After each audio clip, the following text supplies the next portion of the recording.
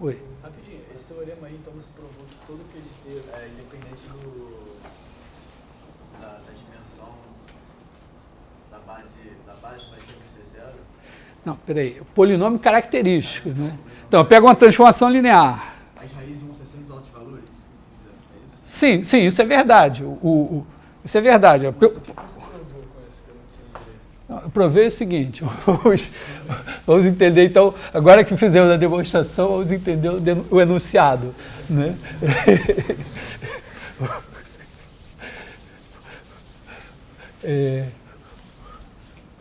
A gente começa com a seguinte questão, né? Você está procurando autovetores, então você procura V diferente de zero, tal que T de V igual a lambda V. Lambda pertencente a R, ou eventualmente C, se você tiver em C, então que T de V igual a lambda V.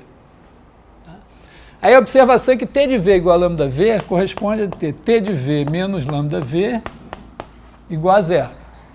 O que significa que T menos lambda vezes a identidade em V é igual a zero. O que significa que esta transformação aqui leva um certo vetor não nulo em zero. Então, significa que T menos lambda identidade não é bijeção. A minha hipótese é que T vai de Rn ou Cn em Rn ou Cn. Para efeito dessa história, eu posso pensar sempre que a transformação lá de Cn em Cn. Não é bijeção. Se não é bijeção, o determinante de T menos lambda I é igual a zero. Aí eu digo, bom, então vou definir um polinômio. P de x igual a determinante de T menos x vezes a identidade. E aí eu sei que lambda é alto valor de T, C e somente C, P de lambda é igual a zero. Porque isso aqui eu fiz assim, mas posso subir. Tá? Então, o polinômio foi definido pensando nisso. Mas eu também, num outro contexto, eu trabalhei com a ideia de, dado um polinômio, né, P de x igual a n, x elevado a n, mais A1x mais A0, eu defini P da transformação linear T como sendo a nt elevado a n mais A1t mais A0 identidade. E aí eu vi que tem polinômios, como esses caras aqui são t elevado a n, são vetores no espaço das transformações lineares de Rn em Rn, né? Eu não posso ter mais do que n ao quadrado vetores linearmente independentes nesse espaço. Então, se um polinômio tiver grau n ao quadrado, eu já vou ter n ao quadrado mais 1 vetores aqui, eles têm que ser linearmente dependentes, então tem algum polinômio que anula o operador t. Aí, trabalhei com isso e tal. Agora eu estou trazendo esse cara, que eventualmente veio num outro contexto, e perguntando, bom, pega esse P aqui e aplica em T. Eu disse, dá zero, sempre. Foi isso que nós mostramos aqui. Mostramos como P de T igual a zero, C e somente C, P de T de V igual a zero para todo V.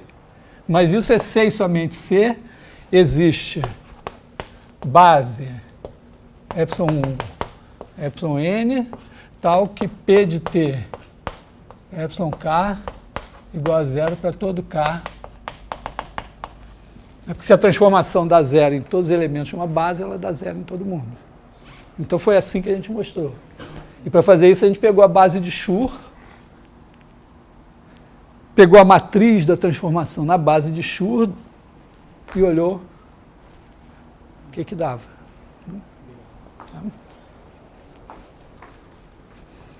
Ok?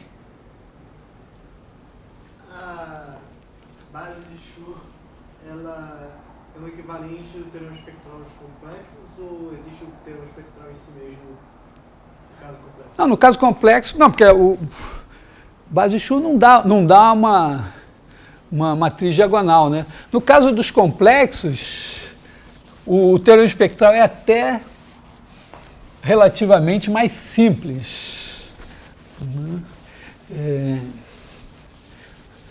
Se você quer uma demonstração simples do teorema espectral,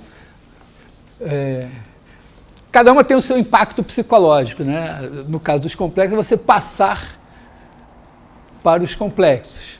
Mas, repara, se você tem T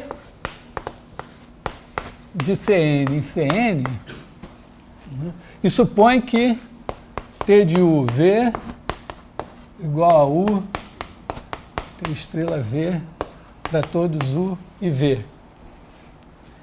A coisa mais... Bom, tem duas coisas que são... A primeira é imediata, a segunda é quase imediata. A primeira é que tem um alto valor. Então, o nosso problema da indução, né, de achar... Porque a gente demonstrou em dimensão 2, a dimensão 3 a gente sabia que tinha um alto valor, porque polinômio de grau ímpar tem raiz. Mas aí da 3 para 4 já não funcionava. Mas nos complexos não tem esse problema. Polinômio de grau 4, 10, 18, o que você quiser, sempre tem raiz. Então, o problema de ter alto valor não é um problema. A segunda coisa que é interessante é o seguinte, imagina que T de U seja igual a lambda U. Então, se a gente fizer lambda U escalar U, isso é igual a lambda U, que é igual a T de U, que é igual... aliás, aqui, isso aqui é sempre verdade, mas supõe agora que o operador seja autoadjunto. Então, é isso que está valendo. Então, isso daqui é U T de U, que é o lambda U, e nos complexos, isso daqui é lambda barra UU. Como se esse cara é um autovetor, ele é diferente de zero. Então, isso aqui é diferente de zero. Então, lambda é igual a lambda barra. Então, todos os autovalores de um operador autoadjunto são reais. Quer dizer, não foi... independente de ser...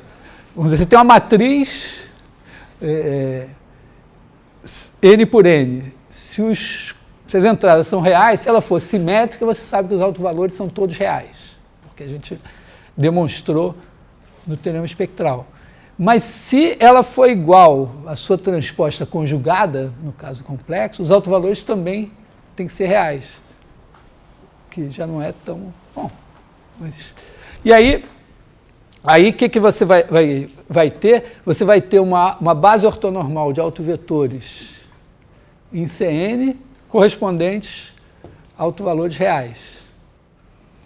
Isso demonstra e a demonstração é simples, porque você tem o caso de dimensão 1 é trivial e você pode fazer a demonstração por indução, tudo funciona. O detalhe a mais é o seguinte, é que se a sua transformação for de Rn em Rn, você estende ela para Cn com a mesma matriz. Você pega a mesma matriz e aplica em números complexos. Isso corresponde a estender essa T de Cn para Cn, fazendo o seguinte, um cara de Cn vai ser, basicamente,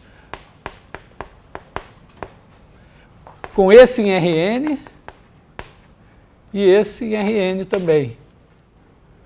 Porque você tem, né, x1 mais y1, xn mais i, yn, é só você separar x1 mais i, x mais i, y.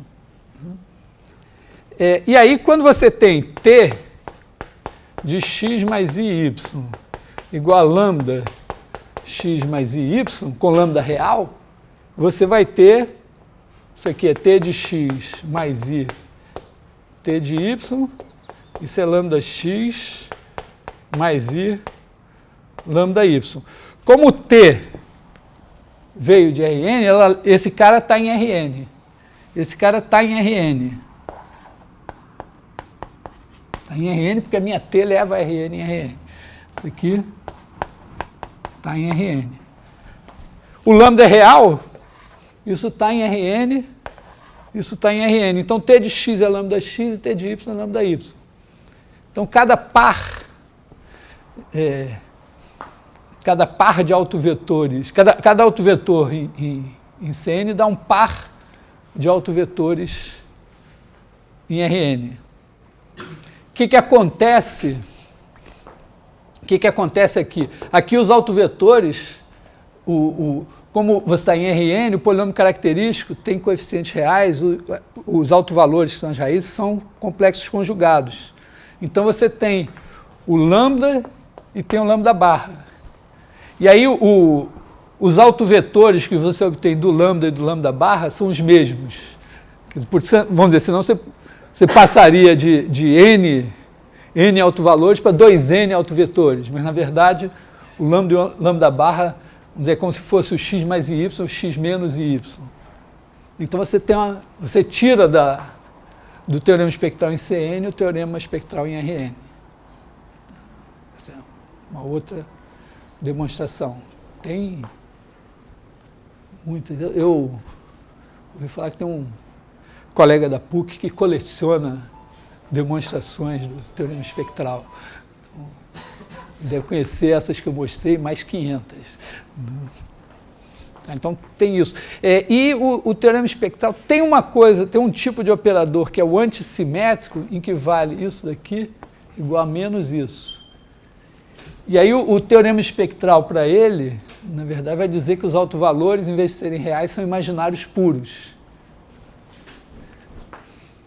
E tem uma generalização. O operador em que vale o teorema espectral é o operador normal. O operador normal é um operador que comuta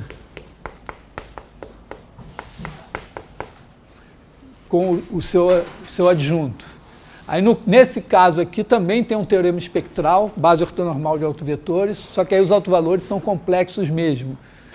E, basicamente, esse cara é soma de um autoadjunto, de um simétrico com um antissimétrico. E aí o simétrico é responsável pela parte real dos autovalores e o antissimétrico pela parte imaginária. Aliás, é o último exercício da lista, fazer isso. O segredo é que quando o cara comuta com a adjunta, então tem uma coisa dos subespaços invariantes de um que são invariantes pelo outro. Você consegue uma base ortonormal de outro. Na verdade, quando dois operadores comutam, se eles são diagonalizáveis, tem uma base que diagonaliza os dois ao mesmo tempo. Aliás, isso está ligado a algo da mecânica quântica, provavelmente, porque na mecânica quântica tem a coisa de você não conseguir observar dois observáveis ao mesmo tempo. E, essencialmente, você observar é achar os autovetores. E a questão é que, como operadores que não comutam não têm base comum de autovetores, é como se você dissesse, bom, para observar um eu tenho que achar uma base de autovetores de um, mas essa não é base de autovetores do outro, eu não consigo observar o outro, mais ou menos uma versão fantasiosa matemática da questão.